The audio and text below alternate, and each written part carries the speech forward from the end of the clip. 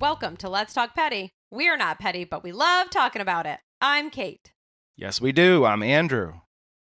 Ooh, don't try to match my level. Ugh. You mock me when I'm boring. You mock me when I'm grumpy. And then I try to match your excitement level. It sounded sarcastic. It was. Oh, okay, good. So I read it right. You read it perfectly. So you have our story for this week? No, you have our story for this week, but nice try. That's right. I do. And we're going to talk about two ladies. Two ladies? Do you remember who we're doing this week? No. Did you tell me? Maybe don't a think you while did. ago. Oh, well, I don't remember. So we're going to talk about Pauline Phillips and Esther Lederer. How do you spell that? Lederer. Lederer. Letterer. I have no idea who these people are. I don't think you told me. You've got to know who these people are. They're pretty famous. No, they're not. They are 100% famous. Is this like their normal names and they have cool stage names? No, this is their birth names. That's what I mean. So you might know them as Ann Landers and Dear Abby. Oh, okay. So yes, you have told me. I told you I was going to do this episode at one point. Yes, you did. And we're going to do it today. Well, I'm excited. What do you know about Ann Landers and Dear Abby, or Pauline and Esther, if you will? They were they both worked for newspapers where people could write in for advice, right? Mm-hmm. Yep. There's the extent of what I know about them. Well, you're going to learn a lot. I can't wait. You are going to be well-versed in Dear Abby and Ann Landers. I feel like I knew about Ann Landers more. Was one more famous than the other? Not really. No? They were twins. Okay. Did you know they were twins? I did not. They were twins. This is interesting. And they both ended up having the same exact job. We're going to talk about how. Okay. That's all part of the whole petty feud that they had, right up till death. Isn't that the only way to go when you have a petty feud? There's other ways you can go, but that's probably the best way to go if you want to get talked about on a petty podcast. Yes. You take it to the grave. Take it to the grave. And then even let your kids continue. Oh. I think that would be the first that we've had.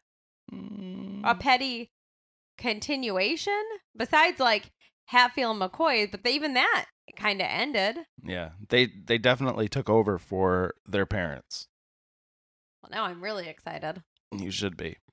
All right, so just a little bit of background. They were twins, and at their peak, which was in 1950s, late 50s, early 60s. That long ago? Oh yeah. How long were they? Well, I'm sure you're going to talk about it. Yes, Never mind. just Sorry. Shut up. I can't help it. So just a fun little bit of information that you can use in your knowledge of Ann Landers and Dear Abby. Which the next time someone asks them comes you, up all the time. In 1958, they appeared in almost 400 newspapers around the country. Wow. Both of them? Yep. 400 newspapers, and between the two of them, they received about 15,000 letters a week at their peak. Wow. 15,000 letters, and they had an estimated 200 million people reading their columns every week. Well, that's pretty good. So they were in big newspapers. Yeah. Well known. That's pretty good. And just to show how much they cared about the people that wrote in, which is probably why people continued to write in, why they were popular for as long as they were, they made sure that every single letter that they got that had a name and a return address on it, they made sure that they actually wrote them back. That's pretty impressive considering they got that much mail. Well, they had secretaries. Well, obviously, I didn't think that they were sitting at a desk.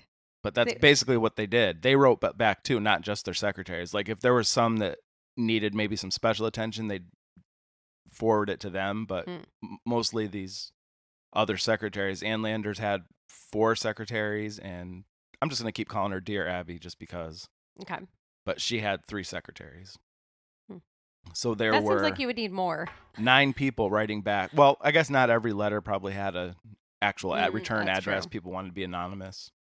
But anything that they could, they returned the favor of writing. That's pretty nice. So, so they were around for a long time. They were born in 1918. That is a long time. Quite old. And weirdest thing when they were born. So twins, what's your opinion of twins? I feel like twins have one or another relationship. It's never in between. Either they love each other and have this really weird connection where like the other one can be across the country and breaks their leg or something, and then the other twin feels it. Or they hate each other with a red hot passion and don't get along and end up later in life like splitting apart and just continuing their hate. And I do know from experience. With your twin? Twins run in our family on both sides. But with your twin, you experienced this? No. The only twin isn't Ronald and Donald a twin? Yeah, we have Ronald and Donald. Oof. And then my aunt, who does listen to our podcast, she had twins. Mm-hmm. And then on my dad's side, his sister had twins. And then we didn't end up having twins, but then I was pregnant with twins, but miscarried one. So there you have it. They run in our family. So we could have had our own dear Abby and Ann Landers. We really missed out. Shame. We really missed out. So what's one of the weirdest things that you could think could happen when twins are born? Maybe that one is born and then like the mom doesn't know she's still pregnant with the other one and gives birth like a couple days later to the other twin. All right, that's way more extreme than what I'm about to say. It's just very odd. And maybe you're going to think it's cute, kitschy, I don't know. But one was born and named Pauline Esther Friedman. Okay. And the other one was born Esther Pauline Friedman. That's terrible. That's worse than Ronald and Donald. So first name, middle name, and then the other one was reversed, had the middle name, first name. Yeah, why would you do that? That's weird. That's what they got. And Esther was the oldest. So Esther was born first, then Pauline was born. How much older? How many minutes? I don't know. Come on, that's like a big deal with twins. Let's call it 4 minutes. No. You can't just make up the time. I just did. And any twin would tell you, no. Because the older twin always rubs into the younger twin. Come on, Andrew. I'm going with 4 minutes. Okay. That's the new fact. All right. 4 minutes. Heard. So she's 4 minutes older, allegedly. So they went to school together. They went to college together, and they actually got they're starting in writing by writing a gossip column in college. Did they gossip about each other? Other people in school. Other people at school? Whatever the hot goss was at the day, that's what they talked about. Hot goss. I was hoping that their gossip was about each other. I can only imagine what the hot goss was in 1938. Oh man, something about their skirt. Did you see how you could see her whole ankle? Scandalous and devious. At the dance, Jeremy and Julia were holding hands. Oh. They did. They held hands. Hot goss. Welcome to our Hot Goss podcast from 1938. Sponsored by Wrigley's Gum. Somebody wore her hair down. No updo? No. What a skank. So that's how they got their start in writing. Gossip column. I like it. Wrote together. So they did when they were younger, they did everything together. College, they did everything together. They even got married together. 1939, they both got married same day, same wedding. Same place? The same everything. Ceremony. Same. They had a dual ceremony for their wedding. So these were, to start out with, very close twins. Very, very close. They had to do everything together. Did everything together. Okay. And Pauline, who, for the sake of our just lack of confusion sake, is Dear Abby. Okay. So Pauline is Abby. All right. Got it. And she married rich. She married into money. Oh, man. Which leads to problems down the road. Oh. What was she thinking? I don't know. They should have both married poor and everything would have been fine. They should have. But I feel like I want to write down who is who. Well, it's not going to matter in a little while because I'm just going to call them Anne and Abby. Anne and Abby. Okay. That'll make it easier. But so for now, Pauline is Abby. Pauline? Abby. Yes. So if I say Pauline, it's Abby. How did they get these nicknames? We're going to talk about one of okay. them. Sorry. So Esther, who is going to end up being Ann Landers, she got her start in writing a column in the Chicago Sun-Times. And I'll explain how all this happened. She started writing that in 1955, and her column was very originally named. Like, I don't even know how she got this name. It was called Ann Landers. Where did Esther... Oh, just call me Anne. Well, I don't remember. I think that was just something that someone started calling them. But let's talk about Pauline first and how she got her name. Okay. So she, in January of 1956, she started writing her column. So just months after her sister did, her twin sister, she started writing in San Francisco. And her column was amazingly called Dear Abby. I mean, I feel like that's better than just Ann Landers. And she was called Abigail Van Buren. That's her writing name that she used. Oh, okay. So those were their writing names. So why did you think that she chose Abigail Van Buren? I don't know. Van Buren. Let's start with Abigail. It was her favorite president. You're on the right path. But let's start with Abigail. Abigail was his wife. No. Abigail was a prophetess in the book of Samuel. Oh. So that's who she named her, used her pen name after, was the biblical character Abigail. And Van Buren was for Martin Van Buren. Yes, number 8, baby. Number 8. She ran with the Van B boys. She flashed the gang sign all over town. That's awesome. But that's where she got it from, was Martin Van Buren. Nobody knows this, but Seinfeld, that episode about Van Buren, was actually about Dear Abby. It was based on some of her run-ins. What are the odds that two people choose in popular culture choose Martin Van Buren? There's just something about his name. It's a good name. I will always know that he's the 8th president of the United States. It's the only reason I know that he is the 8th. Thanks to popular culture. Thanks to pop culture, I know he's the 8th president. Oh, I love it. So she was flashing gang signs all over Chicago, letting people know. So she was Abigail Van Buren. And so that's why she went with Dear Abby, short for Abigail. And she was, ever since she started her column, she was called Abby by everybody in her life. And they started their columns in the 50s? 50s. Like 1956? Ann Landers was late 55 and Dear Abby was early 56. Ann Landers was in Chicago. Dear Abby was San Francisco. Okay. So late 30s. Sorry, I was trying to figure out how old they were. Yeah. Yep. And they had a whole period of time where we'll talk about it all, how they got to that point. Okay. But from here on out, that's what I'm going to call them, is Abby and Ann. No more Pauline, Esther, Pauline. No more dumb names. Got it. Abby and Ann. These are much better. Now I can see why they switched from Pauline and Esther. Yeah. It definitely gave them a separation. And was her picking Abigail from the Bible a burn on Esther? I don't know. But she's dead and we can't ask her. Oh, I say it was a burn. It was a petty burn. Like Esther is a terrible Bible name. Abigail is much better. I can probably assure you, just like I know that one of them was 4 minutes older, that was not the case. Darn it. Okay. Okay, so they had very different writing styles in the way they started writing. Mm-hmm. Even though eventually they basically started writing the same thing. Yes. But they still, even to the end, had different writing styles. Ann Landers was more detailed and more thought out in the way that she wrote her answers to people. Mm-hmm. And Dear Abby, I keep calling her Dear Abby. I could just call her Abby. Yeah, it's hard to just say I'm it just once you know call what her she Dear does. Abby. Yeah, Right. it's hard to not say Dear Abby.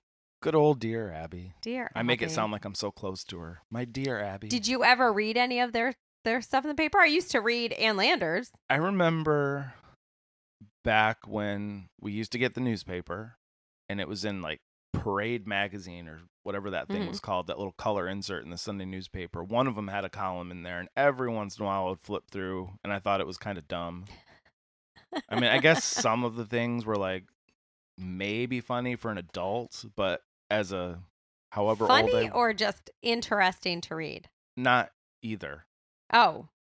Well, no, you said funny for an adult. Well, just her writing style. Oh, okay. Maybe more adultish would get it. I don't know. I guess as a 12, 11-year-old kid, whatever. Who knows? Okay. But that Abby, she tried to respond back with very short, quippy answers, tried to be sarcastic. So she tried to differentiate herself that way. Instead of trying to be detailed, thought out, and smart, she just tried to be just really quick and witty. Okay. Didn't really give much thought to her answers. And they did change the way they thought and wrote over the years. They didn't always stay true to what they thought originally. Abby especially did that when it came to marriage. It's like her go-to answer whenever anyone would write in with marriage problems, which was one of the biggest things that people would write in about. That was one of the top 3, I remember, of things that people would write in about. She started out saying, as she was married, that people needed to do whatever they could to stay married. Just work it out. Mm-hmm. You know, she'd give them some sort of advice. But eventually, because her situation changed, she then changed her advice on marriage, saying that depending on the situation, they should separate or even divorce. Okay. So it took life experience to think, oh, wait, maybe other people would have different things. Maybe they have different experiences. But for her first few years of writing, it was no matter what. I mean, my husband punched me, gave me 4 black eyes, and cut my stomach out and chopped 3 of my toes off. Well, you should probably try to stay together with him. Work it out. Apologize to him for whatever meal you burned and just work apologizing for having 4 eyes, that you have 4 black eyes now. Maybe he wouldn't have punched you. Think about that before you. Maybe you shouldn't look so say hideous anything. with 4 Yeah. eyes. Think about that We first. should write our own advice column. I can only imagine how good that would go. It would be great. Abby also took a very personal approach to how she wrote. I already talked about how they both really cared about the people that they were writing to. Like they would write back. But if someone sounded down and maybe like suicidal or sounded like maybe they're thinking of ending their life, she would actually find out information about them and call them up and talk with them. Oh, that's really nice. Right. So I think both of them genuinely did care and weren't just doing this for the job of it. I think they genuinely did care about the people that were writing in. So that's nice. It's like, what's his face? Mr. Rogers? Mr. Rogers? What are you talking about? He was like that too. He sat in his bench and tied his shoe and put a sweater on. No, he really cared about his viewers. I've never heard that. Are you kidding me right now? I'm not kidding you right now. Yeah, he was like, the stuff Did he call them? Yes. So if someone donated to PBS, he'd call them. No, not donated, but people would write to him all the time. Like one kid who was blind. Who would write to Mr. Rogers? What? When you have Abby and Ann, who would write to Mr. Rogers? Well, I think he was a little bit later than them, wasn't he? But no, this one kid, like his mom wrote him a letter and told him how her son was blind and was really worried that he wasn't feeding the fish because Mr. Rogers always fed his fish. And I guess she would be telling him about it, but he didn't know that he was actually doing it because he never said. And so after Mr. Rogers got that letter, he always would say, "I'm feeding the fish now." So he would hear him saying it. He was a cool guy. That's what that reminds me of. I've always heard he was a good guy, but I didn't know people were writing him letters. Oh yeah, all the time. There's tons of stories about. Oh. Did you ever write him? No. Why? I don't know. I never watched Mr. Rogers. Well, for someone that loves him so much, you should have watched him. Well, it wasn't until later in life when I learned how amazing he was that I was like, oh, what a great guy, after reading a bunch of stuff about him. I have heard he's pretty good. Yeah. That's what it reminded me of. Mr. Rogers is a solid dude. He is a solid dude. But back to Ann and Abby. Yes. So they have their careers, they're writing, they're answering people, trying to solve life problems for people. Everything's perfect, right? It sounds perfect. They're probably talking every day and communicating. Well, they were close. but it's not the case. So things Oh, changed. So remember that Abby, she married into wealth. Okay, so Abby is the rich. I can't say it, but the word that rhymes with rich. A rich ditch. Yeah, she's a real rich ditch. Well, she married into wealth. It was I think it was a liquor heir or something like that, to a liquor business. Oh, liquor. I'm thinking liquor. Lick. Yes, it was a business where people just walked around. Hello, how are you? Just gave everyone a big lick right on the forehead. And he inherited big lick money. That's what I heard. I was so confused. What? She married What into world a are liquor. you living in? I don't know. What world are you living in where people are walking around licking everyone for work? and becoming insanely wealthy for a minute. Listen, it was a long day at work today. I've got tears pouring down your face. Oh, all right, liquor. All right, back to the family licking business. So remember how they got married on the same day? Yes. Their husbands actually worked at the same factory together. It's so weird. So they were lickers together. They could lick people together. No, they actually... He had money coming to him, but he didn't work for the family business. Okay. So he just worked in a factory with... Oh, just a random factory. Yes, where they both lived. Okay. Correct. Because he was from Minnesota, and they weren't living in Minnesota at this time. He moved to where they were. All right.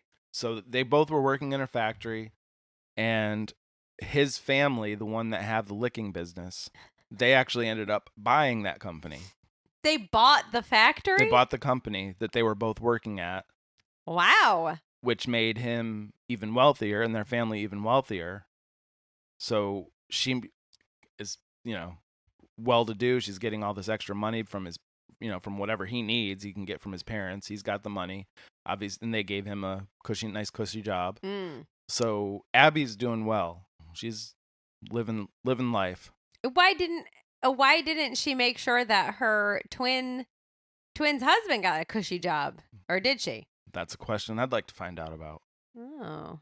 That's what I'd like to know about it. She was not so lucky and did not have the money. She didn't get the wealth. Her husband's stuck working at the cracker factory. So she wasn't writing for newspapers wasn't a lucrative. They weren't doing that at this time. Oh, they were housewives at this point. Oh, just a housewife. I didn't say just. I said they were housewives. I know. I said just a housewife. Yes, they were just a housewife. Not you, me. Lowly housewife. Yeah, just a lowly housewife. So they weren't hurting. Her husband was providing well, but they weren't anywhere near what her sister was. Okay. And that actually caused a huge division because of the circles of people they ran with. Abby and Morton, who's her husband, the rich man that licked people, they had a rich circle of friends that they hung out with, going to licking parties. Yeah, you going to the licking party later? I wouldn't miss it for the world.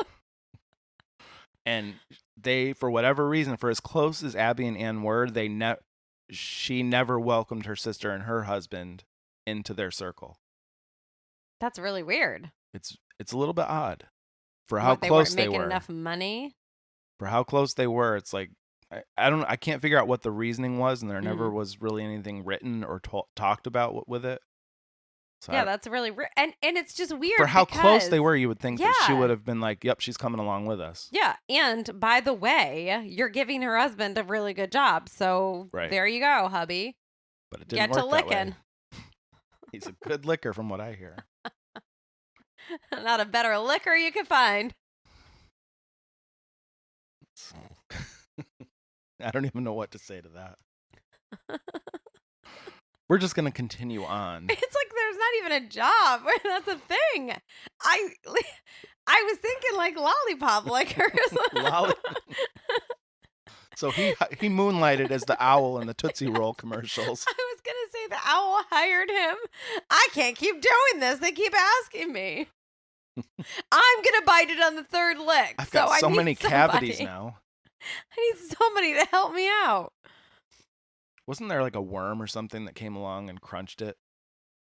I can't remember what that. It wasn't the owl. It was the kid. No, the kid. The kid. He's licking it, and he says, and he gives it to the owl, and the owl's like, lick, lick, lick, crunch. Okay, so Abby's husband, Morton, he could have been the owl. Yeah. And the other husband, he could have been the kid. Exactly. Replacing that kid, because that kid's teeth obviously fell out from all the cavities from crunching all these lollipops over these years. No, he was just licking. Then who the crunched it? The owl crunched it. You just said the kid did. Oh, I said it backwards then. The kid was going along, and he said, let's just imagine that there's in a owl, in a how world many that licks? Licking is not a job. Okay. This has gone off on a tangent of nonsense. I don't even remember who we're talking about at this point. We're talking about the feud between the owl who bit the lollipop and the kid who just wanted to see how many licks. Right. So that owl, you got nothing. Flew away and took all the Tootsie Pops, and the kid was mad. Oh. And spent the rest of his life hunting him.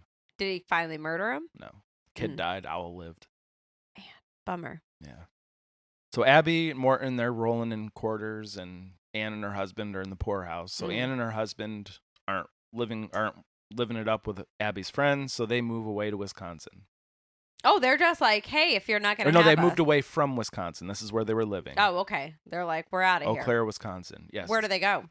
They moved to Chicago, which Chicago. is where she got her start writing.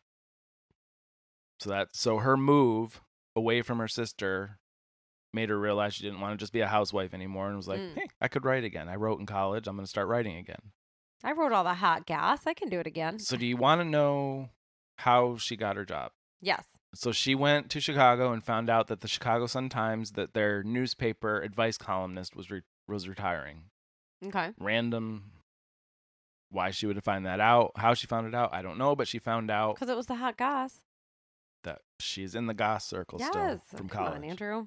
So she and 27 other people applied. 27. Wow. People really wanted to be this advice columnist in the Chicago Sun-Times. Yeah, who doesn't love giving out random advice? Me. Okay, you. I can see by your face, like, oh, I'll do that. I don't want to be involved in other people's business. Yeah. So 28 people, including her, applied, and she simply used her experience from college, however many years ago it was, and that's what got her job. She actually had activism in politics and kind of was known a little bit for that and did some volunteer work, but she was just kind of in the right place, right time. People liked her. I would love to see the portfolio that she put together of her columns of the hot goss. There's got to be a copy somewhere we can get a hold of. I actually have the name. I don't have it in my notes here, but I can find you the name of it, and maybe we could look it up. Totally look that up. Okay. So it was 1955. That's when she began her column writing in the Chicago Sun-Times and called it Ann Landers. Ann Landers. So Abby's back in Wisconsin, living it up, going to her licking parties, and she actually gets jealous because her sister is now writing a column. Oh my! So the petty starts gracious. A little bit by not including her in the circles, and now she's jealous because she moved away, is doing her own thing, and she doesn't like it apparently. Dear Lord! But so the rift isn't super big between them at this point because her sister, or Anne, would actually mail her or call her when she gets some letters that she didn't know what to write, and she would get advice from her sister, and her sister would help her to write some of the answers. So she's jealous, but they're working together. Yeah, so secretly at this point she's jealous, but she's helping her. She's not telling her, "Oh, I'm so jealous of you." Okay. But that's when the feeling started. Is when she started getting some notoriety for this writing. Okay. Anne left because she wanted to start fresh. She felt like her sister left her behind there, so she was like, well, I'm going to literally leave you behind and move away. She wanted to get success for herself, basically. Okay. She wanted to do her own thing, make her own way. They'd been together their whole entire lives, got married together, had the same names. So she just wanted to do it on her own. And Eppie didn't want to see this. She wanted to, I guess she liked the feeling of lording it over her sister based on the money and everything that she got. So she realized that, hey, I can help her write these columns. I'm going to do this myself. Okay. She wanted the success for herself, the same that her sister had, even though she was already, probably had everything she wanted. Yeah. She wanted to do exactly what her sister was doing and more. Not petty at all. Not a very good twin sister. So what does Eppie do? She gets her husband, Morton, says, hey, let's... to buy newspaper. Move our licking business to San Francisco. Oh, okay. So it would have been very petty if she moved to Chicago and... bought the newspaper that her sister worked for and was got her in-laws to buy it. Guess who's writing the column now, sis? But she didn't do that. They ended up moving to San Francisco. Okay. And she basically took it on herself to get the job. It's a crazy story. So she got the job by going to the editors of the San Francisco paper that she worked at and just basically walked in, knocked on the door, and said, I can write better advice than your current columnist. Wow. That's bold. Very bold. In fact, in my notes, I have the word bold ! And it's like you're reading my notes. Yeah. I mean, I guess that's one way to get a job. Hey, I can do this job way better than your current person. It is, but I don't know. If somebody came into the office and said that to me and I was the boss, I'd be a little turned off. I'd be like, okay. Well, they weren't turned unless the advice columnist I had was terrible, and then I'd be like, oh, okay, tell me what you got. They were still working there, so obviously something was working. But I guess they are not you, and they were a little bit intrigued. So they gave her some questions, some sample questions to answer, and they thought they were just getting rid of her. Like, oh, let's just give this crazy lady that came in here making all these claims, let's just give her some questions. Maybe she'll send them back in, and we'll never hear from her again. But she came back later that day with the answers all typed out. Wow. Well written, and so they liked them, and they hired her. And then the other guy, the other person was out? That same day, they hired her, got rid of the other person that was writing. Wow. Imagine getting a job like that. Hey, I can do this better than your person. And later that day, you're hired, replacing that person. I guess she put her money where her mouth is by proving that she could, I guess. Apparently. So she started that column and called it, like we've said, Dear Eppie. Dear Eppie. So Ann Landers, Chicago. Dear Eppie, San Francisco. Can I just make a slight confession about Ann Landers? Sure. You have a crush on her. No. But every time you say Ann Landers, from the very beginning of this, I am picturing Angela Lansbury from Murder, She Wrote. I don't know why. They are the same person, aren't they? No. But their names are they're kind of similar. So that's who I'm picturing every time you say it. She's still, I feel like we have this conversation a lot. Is she think alive? She's still alive. I think Angela Lansbury is alive. I'm going to look. If she's alive, she's got to be in her 90s. But I can't remember what the answer was the last time we looked it up. She is. She was born in 1925. She is 96 years old.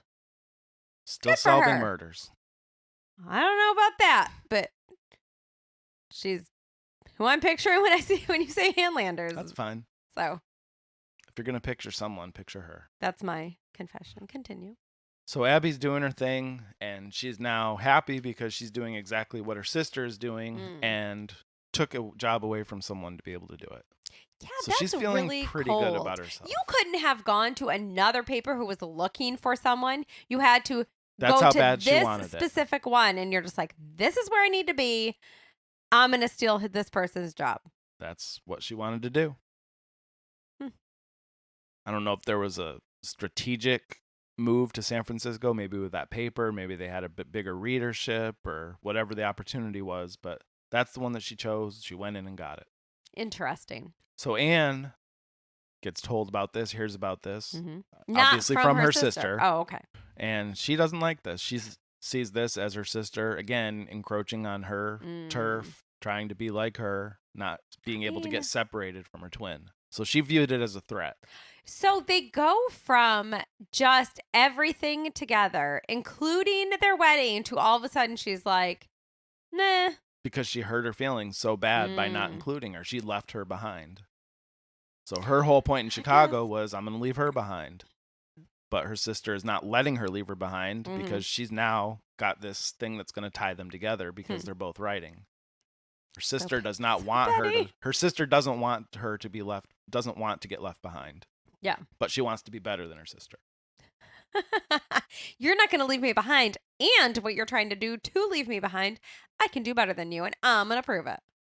Yeah. All right, got it. Definitely some deep-seated weirdness there. Yes, that's very weird. Very weird. So Abby called Anne to tell her that, like I said, that she's writing for this newspaper, and she actually thought that Anne would be happy for her.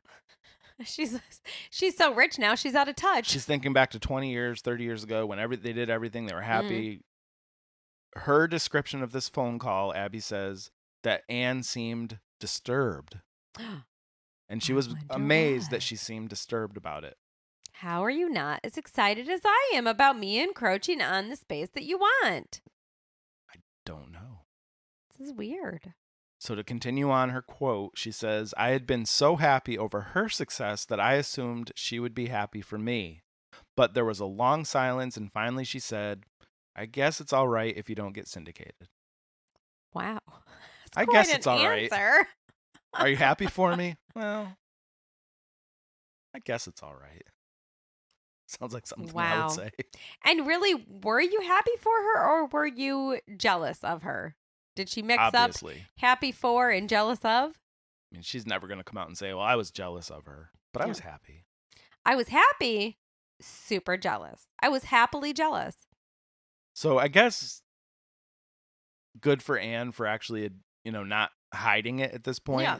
I mean, it was probably pretty healthy of her to say, don't get syndicated. Basically, okay, you can do this, just don't try to get bigger than me, basically. That's just what she was saying. Oh, sorry. Boring you? No, I'm just tired. It's a long day. So she basically was just saying, my yawn made me lose my train of thought. So basically she was telling her, do it, but don't get syndicated, because if you get syndicated and you get in more newspapers. Okay, got it. So she basically was saying, go and get syndicated, because every time you tell somebody she put like the that, idea in her mind. Oh, you don't want that? Guess what I'm doing, sis? Funny you should say that, because she did not listen to that advice about not getting syndicated, and she signed with a syndication company 3 weeks later. Yes, because she got the idea from her sister. It's like, oh, that would annoy her? Well, I guess I'm going to do that. So this syndication company got her. So now she's in San Francisco, and this syndication company got her into New York. Okay. So she started writing for the New York Mirror, which at that time had one of the largest circulations in the country. Whatever the New York Mirror was. Never heard of it. I was just going to say, was the front page... Please tell me it was a big mirror and you got to see yourself, and they would make every story worded just right that if you read it, you would think it really was about yourself. You just came up with a great idea, and we're definitely going to do that. But this was a tabloid magazine. Oh. Basically just a tabloid goss magazine about New York. I remember the tab. My grandma used to buy that. My grandma loved tabloids. The New York Mirror? My grandma loved tabloids, just tabloids in general. I'm almost positive that I remember the stupid tabloid. Okay. Now that you say tabloid. It was out of New York City. So 3 weeks after she got in San Francisco, after that phone call, she's now got the prestige of writing in New York, which is exactly what her sister Anne did not want her to do. So was Anne in New York as well? Was she already... Then she was already syndicated. She was already pretty big. She wasn't. She was the first person to New York. Wow.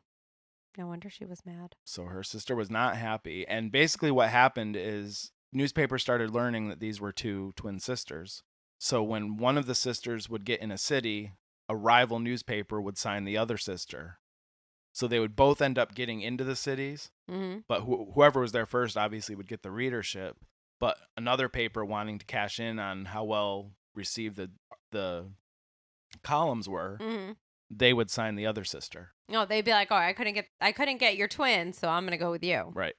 Man, if they had known about this petty story between the 2 of them, I would want to hire them too. And if I knew this when I was a kid and reading their crap, I would have been like, "Yes, Let's see what petty crap they come And up they with did now. throw shade at each other from time to time in their columns too. I can't wait. But the syndication company, so they were feuding. The two sisters were feuding, being petty, and the syndication companies started being petty and feuding with each other. Also, they're competing syndication companies. They were doing very shady and unethical things to get oh goodness their clients to get either Anne or Abby into a city before the other. So basically, it was a big race to get into as many cities as they could, and they did whatever they could. So their petty was causing two companies to be petty with each other. Competing petty. And probably newspapers as well in these cities, I would have to guess. Oh, I love it. I would have to guess. Who would guess these ladies, just seemingly unassuming ladies, yes, had all this going on? There actually was a big, and I got a lot of this information. There was a Life magazine article in 1958, so it was public information. They did a huge, you can read, it's an interesting article. Mm-hmm. It's actually interesting to look through a Life magazine from 1958, but it's a huge article, and it actually spills a lot of this information. So it wasn't a secret. So these twin sisters who used to write all of the hot goss became the hot goss. They became the hot goss that everyone was writing about. Yes. That's amazing. I love it. Everyone's feuding at this point, and Anne, she's fed up with this, so she takes this rivalry to print. Okay. She wrote a letter and printed this letter plainly stating that she did not want to write or see Abby again. Wow. Publicly says this. Did she publicly write that after she had told her sister, or was this the way she was letting her sister know? This is the way she put it out there. Oh my God. This is like social media before social media. By writing letters, throwing a stamp on it. So her sister, Abby, after but she did it public, you said, right? Yes. Yeah. Well, you got to mail the letter somewhere. Well, yeah, you got to mail it, but she didn't mail privately to her first and being like, hey, this is how I feel and this is what's happening. I'm sure they talked about that, but publicly, this is when it all came out like this. Whether she was that bold with her sister or not, who knows? But she basically said, I never want to see you or write to you again. That's so sad. For how close they were. Yeah. So after Abby read that letter, she got interviewed in San Francisco where she was, and she said, when is she going to quit behaving like this? Like, she was just out of the blue acting like this, and she was just shocked why she was doing it.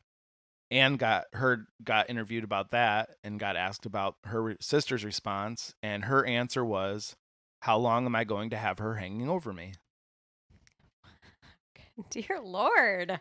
So obviously that has been at her, just eating away at her, that she feels like her twin sister is just hanging over her, basically keeping her from being a better person. So that's how she's feeling, and so that was her response. And the media, like we talked about, they knew it all, so they really tried to push the narrative of talking about this feud between them. Of course they did. The media loves to do that. And so they added to this petty, nasty feud that these two sisters had by making comparisons to each other. They would write articles saying one was like this, one was like this, one did this better, one did this better. Fueling the petty. Fueling it. They actually said that one of them had a funnier writing style, and neither of the sisters liked this. They brought it on themselves, but they did not like it. Only we're allowed to be petty with each other, not you guys. It wasn't until people started writing about them that they said, okay, enough's enough. We're going to come up with a compromise. Okay. So their compromise was they would not push for syndication anymore in cities where the other person was already writing. Okay. So if Anne got syndicated in the New York Times, Abby wouldn't get to write anywhere in New York. That's fair. That was their agreement. Whatever city you get in, I will not go to that city. Okay. They both agreed to it, and it did not last. What? It lasted 1 year. 1956, Abby, of course, started getting aggressive again. She didn't want to break the truce, so she skirted her way around it like a petty person does. She offered her column to their hometown paper, which was Sioux City. Okay. She offered her column, paper of the town they grew up in. She offered it at a rate lower than she normally would offer it at, but she did it as with a promise from the paper that they would not run any of Anne's stuff. So she basically gave it away at a discount if they didn't talk to her sister about it. That's pretty shady. Mm-hmm. And so this was a step that Anne did not like because obviously the word got out. Anne heard about it, and that hurt their relationship even more because this truce, in her eyes, was broken. Well, it was broken. You don't do stuff like that. Terrible thing to do. Yeah, that's really crappy. But she could do that because she's the rich one. Obviously, she basically felt like she could do whatever she wanted. Mm-hmm. So this hurt them so badly, and Anne was hurt so badly that they did not speak for 8 years after this revelation came out. Wow. 8 years of twins who were that close never spoke again for 8 years. So sad how much life you miss of each other. All because you want to be petty. That's well, I think one of the sisters wanted to be petty. The other one, I think she just wanted to do her own thing. Mm-hmm. There's not anything bad about it. I think that there comes a time in life when that's just natural. Like you're naturally going to go to your own family. You're going to separate a little bit. Yeah. So if that's what you want to do, then let the other person do that. Don't be jealous over them. But she didn't want it. Abby did not want this. So they weren't talking, but they were keeping up with what the other person was doing. Well, of course. Of course, because that's what petty people do. Yes. They basically, like a boyfriend and a girlfriend that broke up with each other, and they're going and checking their Facebook and seeing what they're doing. They're Facebook stalking the other one. In 1958. Their secretaries. Now I'm picturing like they have their secretaries. No. I remember, maybe I don't have the notes on it, but something was happening where friends, family. I think I might have some notes about that later I won't say what I'm thinking. But yeah. Although I should be able to, because then if I'm right, I can be like, go ahead and say it. Say it. I was just saying they don't have Facebook to stalk, so they were sending out their secretaries to stalk. Yeah. Stalk either the other secretaries or stalk each other. Yeah. It was insane. They actually, because they were stalking each other and finding out information about the other person, it turned into competitions. Even though they weren't directly competing with each other, they were directly competing with each other. They were competing to see who could have the most famous friends exclusively with each sister. Oh my God. Basically getting these celebrities and famous people to choose sides. Anne sided herself with political friends, which is kind of back to her roots of political activism. And Abby tied herself to actors, rich people, people in the theater. Although rich people like her.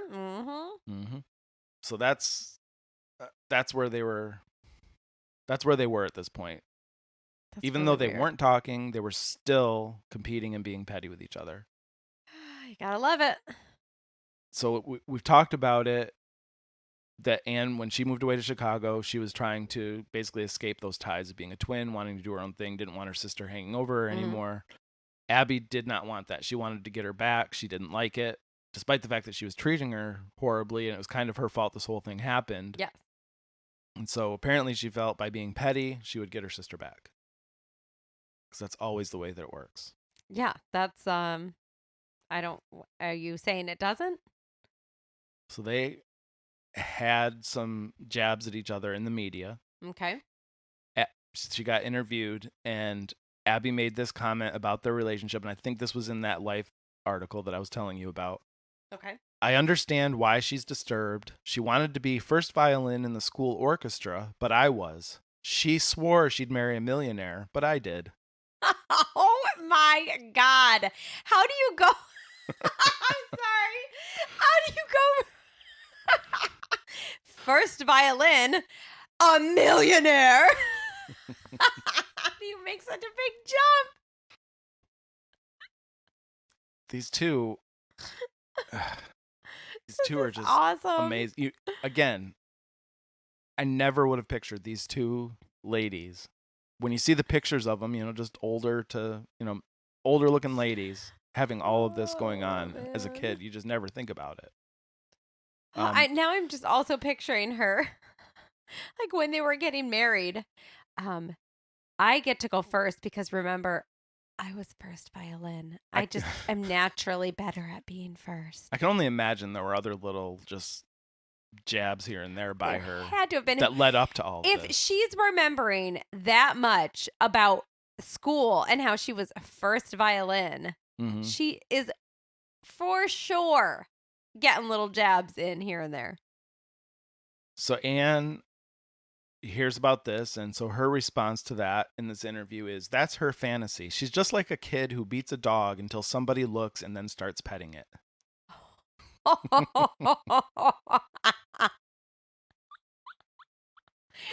is awesome. She really does not like her sister at all at this point. No. I don't know if she hates her, but she does not like her. Animosity that she is getting some good digs in there. I love it. It was claimed, and this goes back to where I said I did have some, wasn't sure if I had notes, but it was claimed that they kept up on each other through, quote, espionage networks of relatives, friends, and newspapermen. That's how they were keeping tabs on each other. How many people and companies do they have roped into this? Well, think about how big they were, though. They had 200 million readers. Newspapers wanted them. I mean, they were a big deal. So I'm not justifying it. I'm not justifying it. We are finding out why they wrote all of their readers back, because they were writing them saying, hey, can you spy on my sister for me? Do me a favor. Oh, you're living in Chicago. Write her a letter and see what her response is, and then let me know what she says. That would be amazing if that happened, and I guarantee that happened. I feel like they would not. At least maybe someone Abby, they felt a rapport with. Yes, at the very least, Abby would be like, hey, I noticed your address is near my sister's. Why don't you drive by for me? Here's my number. Call me, maybe. I would be so disappointed if that did not happen. And that's where that song came from. It's all from Abby and Anne. Yep. We figured it out. Back to our topic. They were quite successful. Mm-hmm. They both had large audiences. But Abby did feel guilty. Oh, she did, but you said she felt bad earlier, and then she just continued. She wanted her sister back, so she ramped up the petty. She felt guilty about what happened between them. She recognized that she had an amazing career and did amazing things, was very famous, well known, very successful, but she did say, quote, I walked around with a hole in my heart. Oh, yeah, maybe because your sister isn't there, you weirdo. It took all of that for her to realize that? But that's the bond that twins have. I mean, because you're a twin, you're going to be bonded that way. Well, yeah, but that's what I'm saying. It took all of that. But she went to such an extreme to be better than her or whatever it was that she put a hole in her heart. So they weren't talking for all this time. They have this espionage network out of spies. But in 1964, they did meet up for their 25th wedding anniversary, and they talked out some of the issues, but their feud didn't end. They still were feuding with each other. 15 years later, 1979, after a few things happened, Ann Landers claimed on a TV appearance that she never once read a single Dear Abby column. 15 years after they met up and tried to work out some issues. I read every single one. Which, when I read that, it reminded me of Martha Stewart talking about Gwyneth Paltrow. It's exactly like that. It's literally the same comment. Who is that? Wait, I have a twin? It's literally Martha Stewart and Gwyneth Paltrow at this point. It is. In 1981, Abby called her sister inferior and envious of her. Wait, which one said this? Abby. Oh, okay. Again, that just shows you her view. She thinks she's better than her. Yes, you're saying, I think I'm better than her. I've projected that at her all of these years. You're welcome. So imagine that all these years later, and they're still spewing this hatred towards each other. It's insane. Yeah, it's literally hatred at this point. All I can say is I'm glad it lasted until we were in the world. Right. It would have been a shame. Because we're alive now during this end of their life feud still happening. Weren't really paying attention to it, but we were alive. We were little babies. We were a part of it. We were We're little babies, but at least we're alive. We were a part of the feud. So this is just a funny thing that I wrote down just because it sounds incredibly funny. Mm-hmm. So I was in one of the articles I was reading on the bookriot.com website. Bookriot? .com. What is that? .com. I don't know. Just one of the things that I Googled and went to it. Oh, okay. So it was an article about them, and it said, quote, that they had periods where they faxed each other on a regular basis. That was their relationship. They were faxing each other. They wouldn't talk. They wouldn't see each other. They would fax each other. So they were very enamored by the fax machine. Something. That's the only way they would communicate with each other was by fax, which is probably why fax machines still existed, so that these two could continue to contact each other. Hey, fax machines have been around a lot longer than people think. They have. They're annoying. Hmm. Even back when in their heyday, they were annoying. I They hated were. that stupid thing. They were just... And I remember my dad would always call when he wasn't home. Hey, I'm about to get a fax. Can you go in my office and make sure it gets turned on? Toot, toot, toot. Wait, no, that's the modem. No, you're right. Fax machines did that too? Yes. There's a lot of annoying sounds in the late 80s, early 90s There in really electronics. And they all sounded the same. No more tangent. Back to our episode. We've gone on so many tangents. They're the best. Even up to their death, their feud continued, as I said in the beginning. Mm-hmm. And the children of these two petty ladies took the torch and ran with it. They inherited the petty and they loved it. Anne was the first one to die. She died in 2002. Oh, and they lived a long time. she was 83. I mean, and not Angela Lansbury, but okay. So she died, and her daughter, whose name is Margot, was offended because Abby's daughter, Jean, publicly talked about how sad and upset she was over her aunt's death. How dare she? Who does she think she is? She literally was just saying nice things, and No. she's like, and she got mad about it. You don't do that. Jean wrote a letter called Dear Eppie, which was about her aunt. That was her aunt's nickname, I guess. How many nicknames do these women have? And in this letter, it really did nothing but praise her and say what a great person she was. And she, at this point, she's running her mom's column because Abby has Alzheimer's at this point. Oh, okay. So she's writing her mom's column for her. And she wrote this letter, Dear Eppie, in the column. Okay. Instead of her regular column, her aunt dies. So it's, nice gesture. Instead of my normal writing, I'm just going to write this letter for everyone to read. Because people know about this feud. Mm-hmm.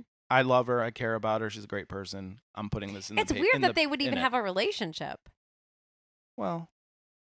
Because it must have been hard. Oh, I'm sure. I don't think they had anything regular from the sounds of it, but, I mean, they were talking. Yeah. Plus, it must be hard, too, because, I mean, that this is a person that looks exactly like your mom. Yeah. That'd be weird. Couldn't have been easy. So this was a nice letter she wrote, and in the letter she said that Anne had praised her and told her she was doing a wonderful job with the column. So she didn't like her mom's writing, but she was doing a great job. Margot, which was Anne's daughter, okay, she made it seem like she wrote this just to get some clout in the column. So she's basically accusing her of using the column for her own advantage in the letter. And using her aunt. Yes. Okay. She claimed in an interview that her mother had told her that she thought the column was subpar. Oh my God. So the letter said her mother said it was great, but she says, nope, she told me it wasn't good. Or maybe your mom is a little two-faced because she's a little petty. And so she said one thing to your cousin and then one thing to you. But this wasn't just in retaliation for that letter. This was in retaliation for Jean bad-mouthing Anne's column to anyone who would listen to her before she died. She was calling it old-fashioned, and that Margot was the future of advice columns now. Okay. Granted, she's a 80-something-year-old lady, and she's younger, so probably is a little more with it, but she's the future of it. She's the future. She's the future. So these two cousins are just not getting along. They're carrying on their mom's tradition. They have to carry the torch. I don't know. Jean also had to say about keeping Ann Landers had cancer. Okay. That's where how she died. Jean said that keeping her cancer secret was an ill-advised decision to protect her image. So she basically said she didn't tell a lot of people about this cancer because she wanted to keep the column going.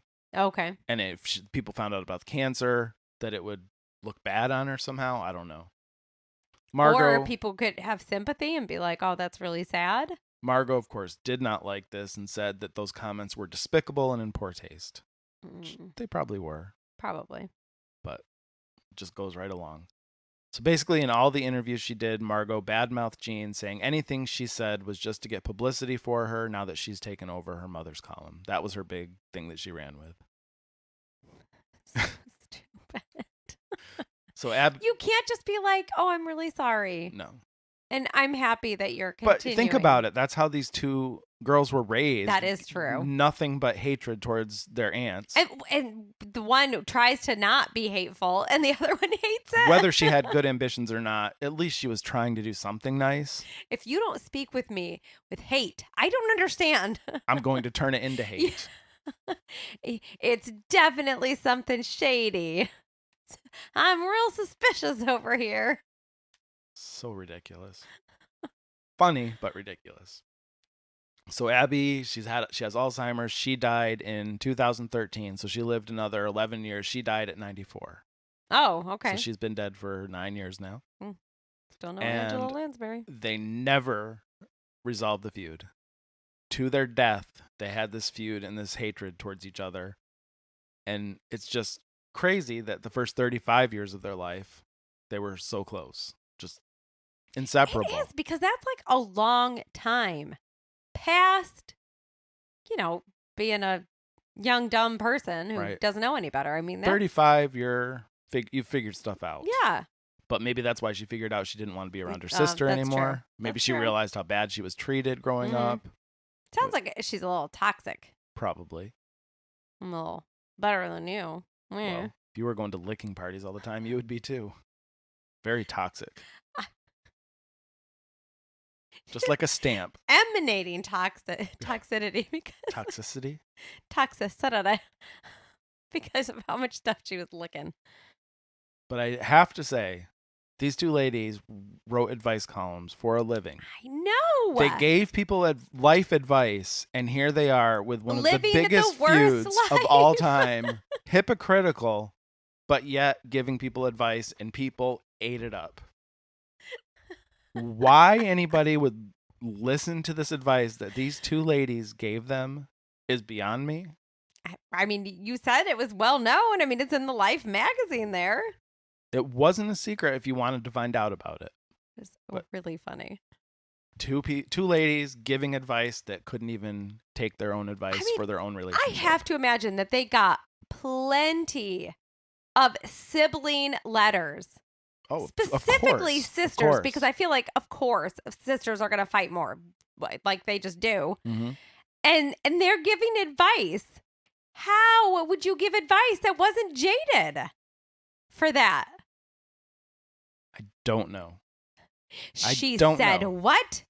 Never speak to her again. And by the way, I got some spies you can use if you need. But honestly, those answers were probably the most real answers they gave, because there probably was some of those internal feelings they had towards her sisters. Yeah, but or that's towards not each other. Good.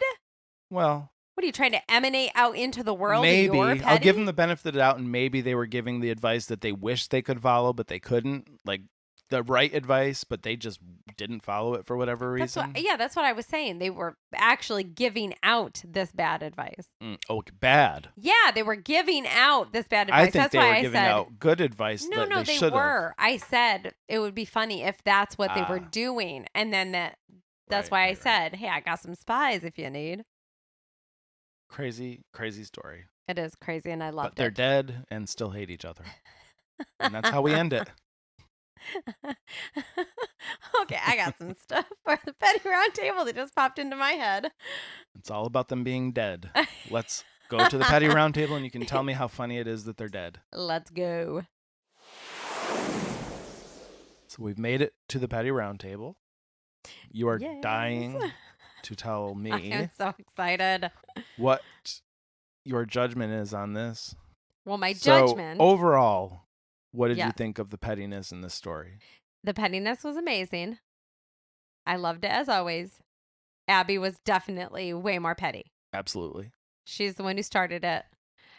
Anne, obviously, was also, I mean, she was really petty because she had her whole little thing of spies and everything, which Well, I love it. They both did. Yeah, they both did, but I love that.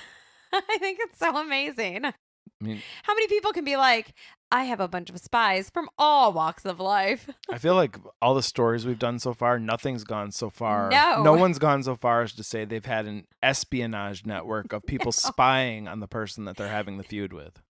Newspaper men, which of course, when you were saying that part, all I could picture was a newspaper reporter with the, you know how they always would have those hats on to say press on them. Yes. And they're in like at one of their windows with their little notepad, and they're like trying to peek in through the shades, and they're jotting down notes and darting around their eyes, like looking around. And every time she turns around thinking someone's looking at her, they duck down really quick. That's all I was picturing when you were saying that she has newspaper people. Well, I'm that picturing, and going all the way to the paper. I was just about to say the yes, paper the boys. paper boy. What'd you see at her house today? Instead of just throwing the paper, they're walking it up, and they open the door and they're like peeking around, like trying to see inside their house to see whose house is better. And every once in a while, one of them has a message for the other sister that they put in the newspaper. I still hate you. And then they go really far and get their spies to turn on each other so they become double agents. Oh, man. This would be a good movie. And it's this whole thing. I thought he was a trusted paper boy, but he was not.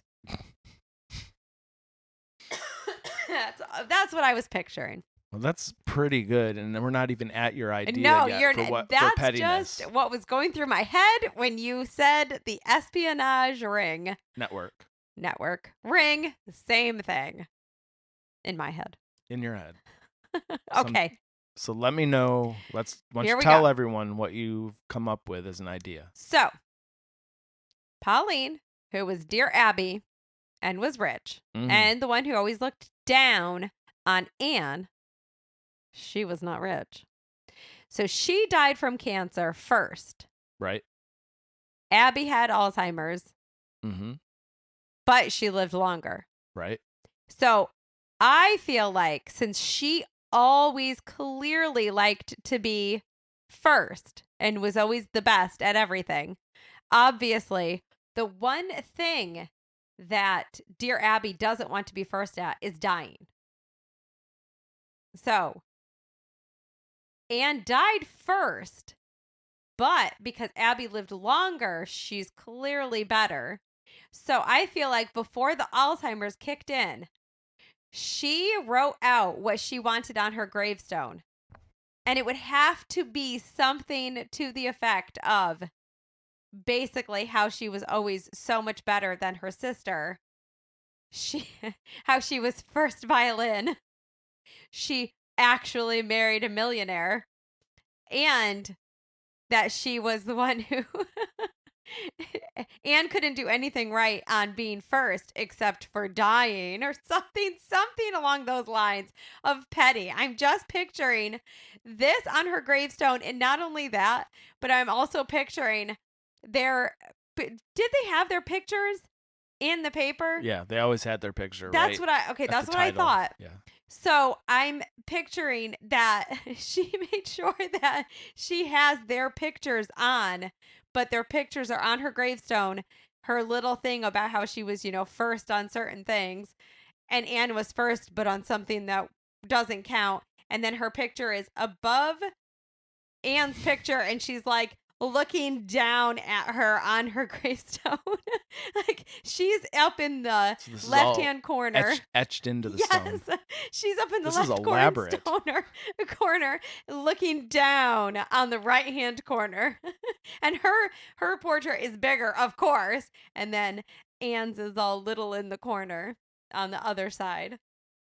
That's what I was picturing. Petty. To the extreme, to the Yes. grave. But literally to the grave. Literally to the grave.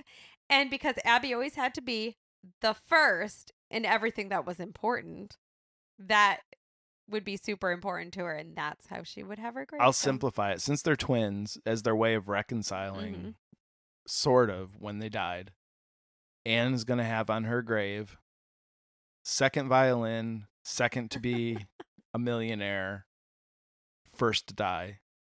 And then Abby will have first violin, first to be a millionaire, second to die. Yes. Mine's better, though. Yours is way better. I'm just mine's more simplifying petty. it. But it would also kind of draw them back as twins where things are very close. I'm just trying to make things more pleasant between them. Oh, you're trying to fix their feud. I'm fixing their relationship. I'm fueling it in the afterlife. Because then Anne walks up to... Anne gets one, Abby gets a couple. We'll just call it even. Yeah, no. I want Anne's ghost. Even though I don't believe in ghosts, I want Anne's ghost to go and be like, oh, Abby finally died. Let's see if I can reconcile with her. I'm going to go find her grave so I can, talk to her ghost. And then she walks up and that's the gravestone that she sees. And it is on in the afterlife. It's just going to continue. It's never ending. Wow. Yeah, I really want them to keep feuding. Deviously petty. I love it. So anyways, that might be the darkest petty we've ever had. It's so awesome. Well thought out. Oh, yeah. I was jotting this down like crazy towards the end. I was wondering what you were writing. You were writing a novel over there. When you were saying about the whole taking it to the grave, that came into my head about a gravestone. So we have learned in this episode that twins can learn to hate each other and that licking people can make you rich. Now we know how Elon Musk has all of his money. Started out by licking and turned it into a rocket science. What a good licker. Oh. No. No. All right. So hopefully everyone's enjoyed the episode this week, even though it's an Andrew episode. Even though not it as was exciting. An amazing episode. I'm not as exciting as Kate, and she will have an amazing, exciting episode next week. It was week. Exciting. It was very exciting. I'm excited. I don't know who she's going to talk about, but I know her episode is done. It is done. It's been done, and I'm dying to do it. I did that episode, and I'm on to my next one. Better than me. No. I just am excited. But in the meantime, while you're waiting for Kate's episode next week, we will have a mini episode coming out this Friday. And you can also go to our website, letstalkpetty.com, and you can listen to all of our older episodes. You can share our podcast with your friend, family, neighbor. You can write it into an advice columnist and ask if everyone should listen to this podcast, which they will inevitably say, yes, you should. Oh, for sure. Dear Abby and Ann Landers, I am going to write a letter to her daughter, who's still writing the column to this day, and ask her, should we share this podcast with people? After you send her this episode to listen to. And I know with certainty that her answer will be a resounding yes. Even though she got offended at everything. Yes. And you can also follow us on Twitter. We can interact with you there. That's where we're mostly going to interact with you because the others are just there. They are just there. They're just there. Like we always say. PettyTalkPod.com or PettyTalkPod on Twitter. Petty Talk. And you can email us. Did you forget our email? I did forget our email address because I'm so used to telling people just go to our website. Well, just go to our website and then do that. But it's letstalkpettypod@gmail.com. Letstalkpettypod@gmail.com. I drew a blank on that, just like you draw a blank on the name of our podcast. I'm not going to lie. I was looking at my notes. So that's the only reason I knew. Although I did make it sound like I was amazing. It's like our telephone number. You never know your own telephone number because you never you always have to look. But just go to our website. So thank you for listening. We'll talk to you next week. Yep. See you later. Bye. Thanks for listening. Please be sure and give our show a review wherever you listen to your podcasts. And be sure to follow and subscribe so you don't miss an episode.